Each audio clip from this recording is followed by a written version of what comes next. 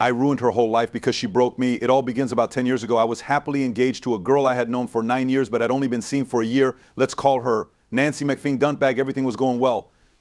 She had her dream engagement ring. We lived in a nice house together. We both had steady jobs, and the plans for the wedding were coming along nicely. We found out we were going to have a baby about 2 months before the wedding.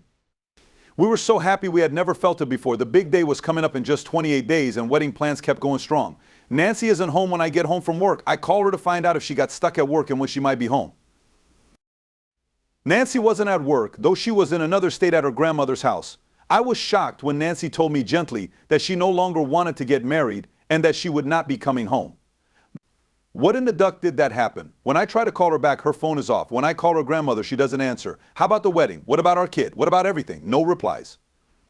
Don't talk for 3 days. I hadn't breathed in 3 days and had no idea what was wrong. On the 4th day, Nancy shows up and starts to pack. She won't talk to me at all. She gets up and emails me to say she can't be with me again for no reason. I call her sister and ask her what the heck happened. She gives me their mom's phone number even though she says she doesn't know. Ann said her mom wasn't involved because she was abusing drugs, which is strange. Still, I call my mom. Mom says I'm the 3rd lucky person to fall for this trick. Nancy cut her mom out of her life so that mom couldn't get in the way of her game of milking guys for money. Nancy has been pregnant twice and had miscarriages. She then milked guys for all the money she could get before running off to her super Christian grandmother's house and saying she was abused so that grandmother would take her in until things calmed down and she could do it again. What? Duck. After weeks, there's still no word from Nancy. I've lost 20 pounds and been told off at work for not doing my job well. My family is really angry. People in my family wasted money on plane tickets to the wedding, and I feel terrible about it. There were less than 30 days left until the wedding, so I lost all the deposits I had made on things. There is no money in our shared bank account, and I'm really upset about it. Duck. I guess I won't have to pay the mortgage.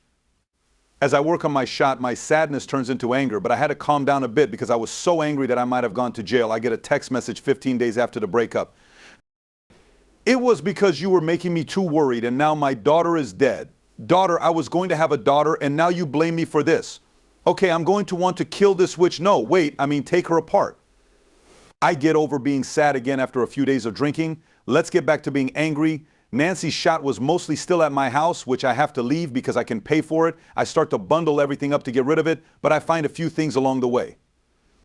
Her resume and the checks she writes to her own bank account. I read her resume and it's full of lies, just like the rest of it. I get on my computer, make a new Yahoo account, and write a long letter to her company office. In it, I tell them line by line how everything is false. It feels good. Run the checkbook. Each check has her name on it, and I tear them all out of the book. I take them for a 30-minute drive to the worst part of town and leave them on the pavement in front of an AMPM. Way too much good stuff. I go home and block her shot. Don't do that, witch. Sue me and take her laptop. I'll keep that picture. She calls me after 2 weeks, but I don't answer. Caller Idaho says she was fired because of budget cuts. That's not true, I know that. Sure enough, after 2 more weeks, letters from a district attorney's bad check recovery program start to arrive. Duck, yeah, and her car's registration needs to be renewed. Throw away all of that gunpowder. I might as well change her address at the post office while I'm there. Where should I go? The temporary housing for people who are homeless sounds good. A common friend told me that Nancy is staying with friends and getting money from super Christian grandma now that she doesn't have a job. Don't worry about that. I'll make a new Yahoo email address that is only 1 number different from Nancy's real one on her laptop. I save a video of Nancy giving herself a finger blast and email it to super Christian grandma. I gave the email a name. Hi, Grandma, take a look at this movie I made of my job. I hope I uploaded it correctly. Duck, oh damn. Email reply, you're gross. I hope your new job pays well because I'm not going to help you if you act like that. Put a deal for 2, feelings of shame and cash trouble. Sounds good? After a few weeks, Rena Center calls me. What the heck? Oh, they want Nancy's whole stuff back. I didn't know it was a rent-to-own shot. They ask me if I have it, but I say no. They fight and she says, in habit, I refuse to give it up and tell them I don't have it or know where it is. I set it all on fire in the garden that night. $4,200 is due. Zing. There's good news and bad news at the same time. I learned that Nancy has a new job.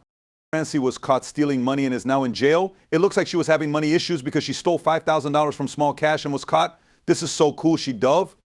After months of not hearing anything, a friend tells me that her grandmother bailed her out of jail after only a few days. She ended up pleading guilty to a crime and getting 3 years of probation along with paying back the money she borrowed. Broken. I take off my hat and say goodbye. I finally got back at him. That's it for now. It's time to go. After a few months, the phone rings. Someone from a repo company is calling to find out where Nancy is because they need to take back her car. Oh, hey. Okay, one more thing to close the deal. We talk on the phone a few times and I get her address. I call the repo company again and give them the information. They told me I could get a $100 prize if they found the car again. Thank you, but no, this one's on me. Nancy has a new child from a strange guy, is off the job market, and has a felony record. She lives with her brother and his girlfriend in a flat. I'm married and have a beautiful girl. My life is great. Nance sent me a Facebook message yesterday. I'm glad you're happy about your marriage and daughter. Go duck yourself. She stopped me. Life is good, and sometimes going the easy way can heal you.